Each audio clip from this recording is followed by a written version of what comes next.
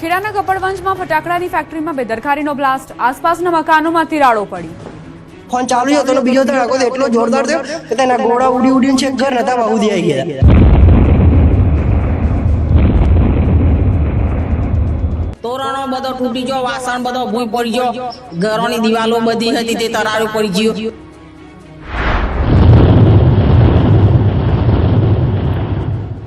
ખેડાના કપડવંજમાં થયેલા પ્રચંડ વિસ્ફોટની ઘટનાના આ સાક્ષી છે. વિસ્ફોટ એટલો જોરદાર હતો કે આસપાસના લોકો ડરી ગયા છે. કેટલાય લોકોના ઘરની દિવાલોમાં તિરાડ પડી ગઈ હોવાનો પણ દાવો છે કે વિસ્ફોટ એટલો ભયાનક હતો કે તેની અસર લગભગ 10 કિલોમીટર સુધી અનુભવાઈ હોવાનું સ્થાનિકો જણાવી રહ્યા છે. વિસ્ફોટની તીવ્રતા એટલી હતી કે ફેક્ટરીનો કાટમાળ લગભગ 200 મીટર સુધી ફેલાઈ ગયો હતો, જ્યારે ફેક્ટરીમાંથી ઉડી આવેલા કેટલાક પદાર્થો 300 મીટર દૂર આવેલા ઘરો સુધી પહોંચ્યા હતા. ફેક્ટરીથી લગભગ 400 મીટરના વિસ્તારમાં રહેતા લોકોમાં ભારે ભયનો માહોલ સર્જાયો હતો. વિસ્ફોટથી પશુઓ ગભરાઈ ગયા હતા અને બાળકોમાં પણ ભારે દહેશત ફેલાઈ હતી. બ્લાસ્ટ બાદ દૂર દૂર સુધી ધુમાડાના ગોટે ગોટા જોવા મળ્યા હતા. સ્થાનિકોના જણાવ્યા મુજબ આ ફેક્ટરી છેલ્લા 2-3 વર્ષથી ચાલી રહી હતી અને તે ગેરકાયદે ધમધમતી હોવાનો પણ દાવો કરવામાં આવી રહ્યો છે. માહિતી મુજબ સાદિક નામના વ્યક્તિની જમીનમાં મિતુલ પટેલ નામનો યુવક આ ફેક્ટરી ચલાવતો હતો. સ્થાનિકોના કહેવા મુજબ પહેલા 1 અને ત્યારબાદ સતત 2 એમ કુલ 3 પ્રચંડ બ્લાસ્ટ થયા હતા. તેઓએ દાવો પણ કર્યો છે કે 3 વર્ષ પહેલા જ્યારે ફેક્ટરી શરૂ થઈ હતી ત્યારે વિરોધ થતા થોડા સમય માટે તેને બંધ કરાવવામાં આવી હતી. આ સમગ્ર મામલે કપડવંજ કોંગ્રેસ શહેર પ્રમુખ નીતિનભાઈ પટેલે પણ પ્રતિક્રિયા આપતા તંત્રની સંડોવણી હોવાની શક્યતા વ્યક્ત કરી છે. અત્યાર સુધીમાં આ દુર્ઘટનામાં કુલ 6 લોકો ઈજાગ્રસ્ત થયા હોવાનું સામે આવ્યું છે, જેમાંથી 2 લોકોની હાલત ગંભીર છે. રાજકોટના જંગલેશ્વર ડિમોલેશનમાં નાસ્તા અને પાણી બાદ હવે વિડીયોગ્રાફીના બિલનો વિવાદ, સામાજિક આગેવાને ઉઠાવ્યા સવાલ. રાજકોટના જંગલેશ્વર ડિમોલેશનમાં આરએમસીના વિવાદ અટકવાનું નામ જ નથી લઈ રહ્યા. પહેલા કાજુ કતરી, ત્યારબાદ પાણી અને હવે વિડીયોગ્રાફીના બિલનો વિવાદ સામે આવ્યો છે. જંગલેશ્વર ડિમોલેશન દરમિયાન વિડીયોગ્રાફીનું પણ અધધ બિલ મુકાયું હોવાનું સામે આવ્યું. 3 દિવસના વિડીયોગ્રાફીનું કુલ 20 લાખથી વધુ રૂપિયાનું બિલ મુકાયાનો દાવો છે. સૂત્રોનું માનીએ તો વિડીયોગ્રાફી માટે બાલાજી નામની એજન્સીને કામ સોંપવામાં આવ્યું હતું. 3 દિવસમાં 20 લાખ રૂપિયા બિલ પહોંચતા સવાલો ઉઠ્યા છે. બીજી તરફ મનપાએ કાજુ કતરીનું ઠીકરું પત્રકારો પર ફોડ્યું હોવાનો આરોપ છે. મનપા કમિશનર તુષાર સુમેરા દ્વારા આયોજિત પ્રેસ કોન્ફરન્સમાં પત્રકારોને નાસ્તો કરાવાયો હતો, જેનું 150 ડીશનું 34,650 રૂપિયા બિલ મુકાયું છે. જો કે વાયરલ થયેલા ફોટામાં 150 પત્રકારો અને નાસ્તાની ડીશમાં ખજૂર રોલ સહિતની વસ્તુઓ ન દેખાતા સવાલો ઉઠ્યા છે. આ તરફ રાજકોટના સામાજિક આગેવાન પુરુષોત્તમ પીપળિયાએ પાણીના બિલ મુદ્દે પોસ્ટ કરી છે. તેમણે સામાજિક આગેવાન હરિસિંહ સુચરિયા સાથે ટેલિફોનિક વાતચીતની ઓડિયો ક્લિપ વાયરલ કરી છે, જેમાં હરિસિંહ સુચરિયાએ 5000 બોટલ પાણી વિતરણ કર્યું હોવાનો દાવો કર્યો. સાથે જોઈએ તેટલી બોટલ 2 રૂપિયામાં આપવાનો દાવો પણ કર્યો. મહત્વનું છે કે આરએમસી તંત્રએ આ જ બોટલ 8 રૂપિયામાં ખરીદી હોવાનો દાવો છે. ડિમોલેશન પર થયેલા ખર્ચના બિલ જોઈ સ્થાનિકો પણ ચોંકી ઉઠ્યા છે. બિલને લઈ સ્થાનિકોએ પોતાના મંતવ્યો જણાવ્યા. સ્થાનિકોએ કહ્યું કે ડિમોલેશનના ખર્ચના નામે અધિકારીઓએ ફક્ત ખાધું નથી પરંતુ જમી ગયા છે. તેમણે કહ્યું કે કોરોના સમયે અમે પણ 45 દિવસ સુધી 2 થી 3 હજાર લોકોને જમાડ્યું, પરંતુ અમારો ખર્ચ માત્ર 7,45,000 આસપાસ હતો અને મનપાએ ડિમોલેશન દરમિયાન 3 દિવસમાં 27 લાખનો ધુમાડો કર્યો છે. સુરતના નાસિરનગર ડિમોલેશન મામલે સ્થાનિકો માટે કરાઈ વૈકલ્પિક વ્યવસ્થા. સુરતના નાસિરનગર ડિમોલેશન મામલે હાઈકોર્ટે સ્થાનિકો માટે વૈકલ્પિક વ્યવસ્થા કરવાનો આદેશ આપ્યો છે. હાઈકોર્ટની ટકોર બાદ સ્થાનિકો માટે વૈકલ્પિક વ્યવસ્થા કરવા તંત્ર હરકતમાં આવ્યું છે. નાસિરનગરના અસરગ્રસ્તોને હંગામી ધોરણે ભરીમાતા કમ્યુનિટી હોલમાં રાખવામાં આવશે. કમ્યુનિટી હોલમાં વીજળી, પાણી, પંખા, લાઇટ અને શૌચાલય સહિતની પ્રાથમિક સુવિધાઓ ઉપલબ્ધ કરાવાશે. Central zone incharge assistant municipal commissioner DD પટેલે આ આદેશ આપ્યો છે. વૈકલ્પિક વ્યવસ્થા થઈ જતા હવે સ્થાનિકોએ રાહતનો શ્વાસ લીધો છે. મહત્વનું છે કે નાસિરનગર ડિમોલેશન મામલે હાઈકોર્ટે તંત્રને વેધક સવાલો પૂછ્યા હતા, જેનો જવાબ સોમવાર સુધીમાં રજૂ કરવા પણ હાઈકોર્ટે આદેશ આપ્યો છે. હાઈકોર્ટે સવાલ કર્યો છે કે ડિમોલેશન મનપા દ્વારા કરવામાં આવ્યું છે કે નહીં અને 100 થી વધુ મકાનો પાડવા મુદ્દે કમિશનરને ફરિયાદ કરવામાં આવી છતાં એફઆઈઆર દાખલ કેમ નથી થઈ. સૌની નજર હવે સુરત મહાનગરપાલિકા તંત્રના જવાબ પર છે. રાજ્યમાં ફરી રફતારના રાક્ષસો બેફામ, અકસ્માત સીસીટીવીમાં કેદ. રાજ્યમાં ફરી એકવાર રફતારના રાક્ષસો બેફામ બન્યા છે. રાજ્યના અલગ અલગ શહેરોમાંથી રફતારનો આતંક સામે આવ્યો. ક્યાંક ડમ્પર તો ક્યાંક કાર કાળ બનીને રસ્તા પર ઉતરી. જુઓ આ દ્રશ્યો જેમાં બે કાર વચ્ચે જોરદાર ટક્કર થાય છે. દ્રશ્યો અમદાવાદના છે. અહીં શેલા તરફ જતા યોગ સર્કલ પાસે અકસ્માત સર્જાયો, જેમાં 3 થી વધુ લોકો ઈજાગ્રસ્ત થયા. સીસીટીવી ફૂટેજમાં જોઈ શકાય છે કે 4 રસ્તા પરથી એક સફેદ રંગની કાર પસાર થઈ રહી છે, ત્યારે જ એક કાળા રંગની કાર અન્ય રસ્તા પરથી પૂરપાટ ઝડપે આવે છે અને બંને કાર વચ્ચે જોરદાર ટક્કર થઈ જાય છે. દુર્ઘટના એટલી ગંભીર હતી કે કારના ફૂરચે ફૂરચા ઉડી ગયા. સમગ્ર મામલે પોલીસે વધુ તપાસ શરૂ કરી છે.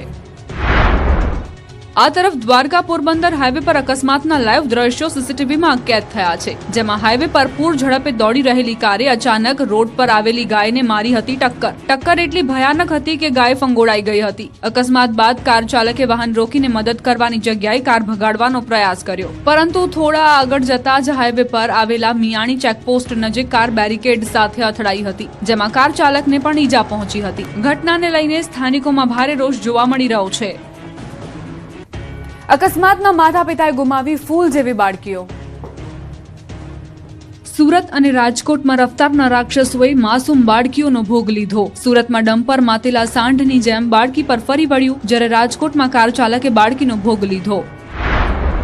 સુરત શહેરના ભેસ્તાન વિસ્તારમાંથી પણ હૃદયદ્રાવક ઘટના સામે આવી. અહીં બેફામ ડમ્પરે મોપેડને અડફેટે લેતા 22 વર્ષીય મહિલા અને તેની માત્ર 3 વર્ષની માસૂમ દીકરીનું ઘટના સ્થળે જ કરુણ મોત નીપજ્યું. પ્રાથમિક માહિતી મુજબ મહિલા પોતાની દીકરી સાથે મોપેડ પર ડિંડોલી આવાસ તરફ જઈ રહ્યા હતા, ત્યારે પાછળથી આવેલા ડમ્પરે ટક્કર મારી હતી. અકસ્માત એટલો ગંભીર હતો કે બંનેના ઘટના સ્થળે જ મોત થયા. પોલીસે ડમ્પર ચાલકની અટકાયત કરીને તેની સામે કાયદેસરની કાર્યવાહી શરૂ કરી છે. અકસ્માત કેવી રીતે સર્જાયો અને તેમાં બેદરકારીનું ચોક્કસ કારણ શું હતું તે અંગે ભેસ્તાન પોલીસ વધુ તપાસ કરી રહી છે.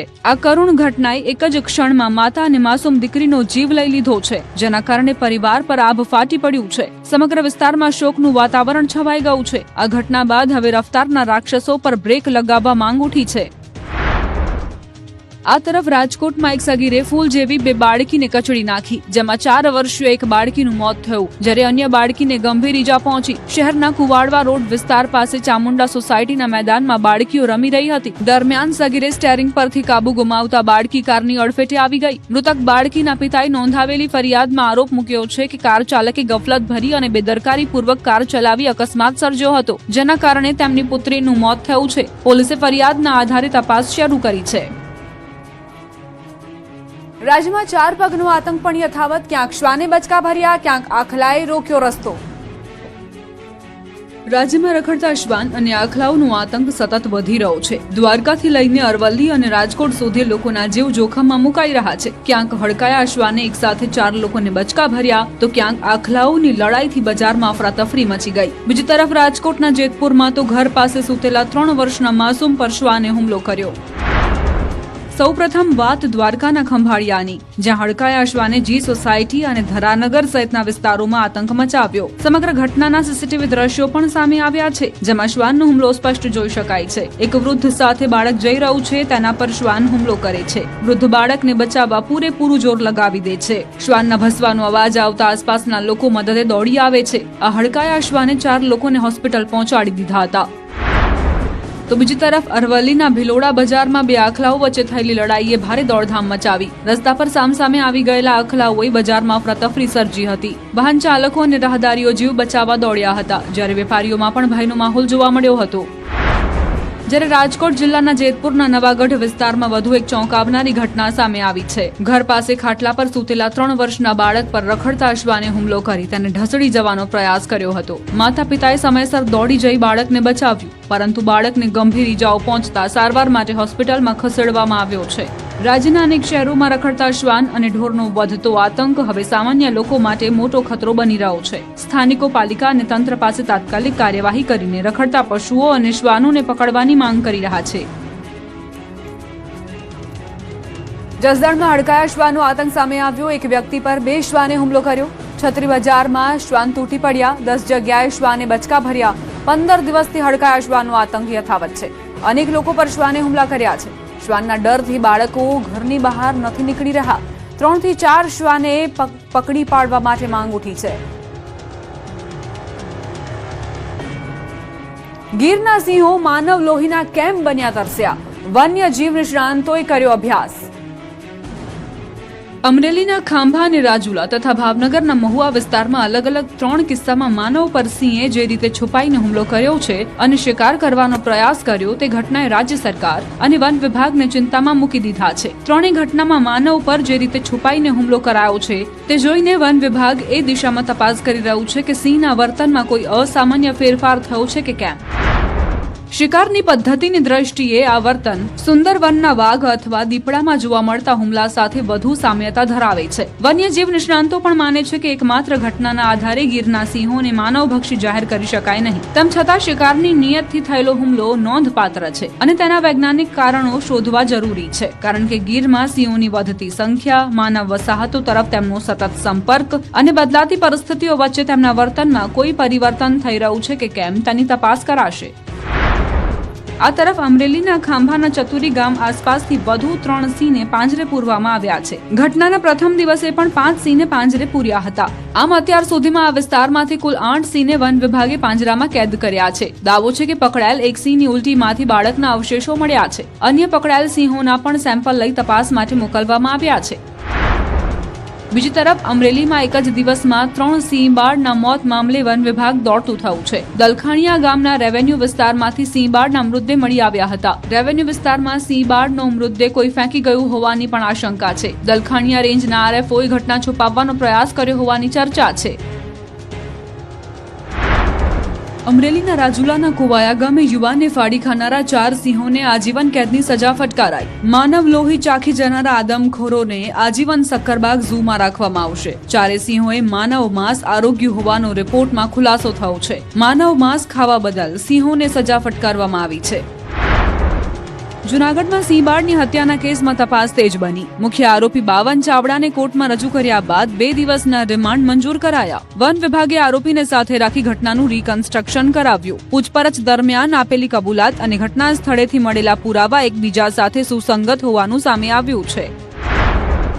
ભારત ટેક્સીનો ગુજરાતમાં શુભારંભ. કેન્દ્રીય ગૃહ અને સહકાર મંત્રી અમિત શાહે ભારત ટેક્સીનો પ્રારંભ કરાવ્યો. ભારત ટેક્સી અંગે ગુજરાત સરકારના મંત્રી જીતુ વાઘાણીએ કહ્યું, ગુજરાતમાં 1 લાખ સારથી ભારત ટેક્સી સાથે જોડાયા છે. ગુજરાતમાં ભારત ટેક્સીના 7 લાખ જેટલા ગ્રાહકો છે. ખાનગી કંપનીઓ ભારત ટેક્સી ચેઇનને તોડવાનો પ્રયાસ કરી રહી છે, પરંતુ ભારત ટેક્સી આની સામે તૂટશે નહીં. વડોદરામાં વાયબ્રન્ટ ગુજરાત રિજનલ કોન્ફરન્સ યોજાશે. 29 અને 30 રોજ રિજનલ કોન્ફરન્સ યોજાશે. GSFC ખાતે કોન્ફરન્સની તડામાર તૈયારી ચાલી રહી છે. VVIPની સુરક્ષા માટે વડોદરા શહેર પોલીસ સજ્જ છે. કાર્યક્રમ સ્થળની આસપાસ 7 એકર વિસ્તારમાં સુરક્ષાને લઈને ઝીણવટભર્યું ચેકિંગ કરાયું હતું. કોન્ફરન્સમાં દેશ વિદેશના ઉદ્યોગપતિઓ લેશે ભાગ. કેન્દ્ર સરકારે 16 જેટલી દવાઓ પર પ્રતિબંધ મૂકી દીધો છે. એન્ટીબાયોટિક, ડાયાબિટીસ અને સ્કિન કેરની દવાઓ પર સરકારે રોક લગાવી છે. દવા માનવ સ્વાસ્થ્ય માટે હાનિકારક હોવાથી તેનું ઉત્પાદન, વેચાણ અને વિતરણ થંભાવી દેવા સરકારે આદેશ આપ્યો છે.